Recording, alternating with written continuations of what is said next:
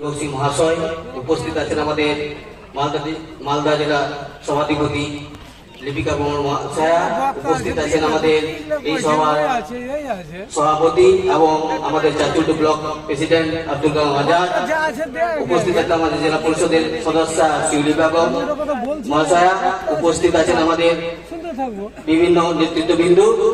আমি বিশেষ কিছু বলবো না, যাই হোক আজকে যে অনুষ্ঠান সম্মান জ্ঞাপন ইমাম মজ্জামদের খুব ভালো লাগছে। বিগত দিনে হয়েছে, আগামী দিনেও হবে। আপনাদের দায়িত্ব অনেক কিছুই আছে সমাজের। আপনারা হচ্ছেন সমাজের কারিগর।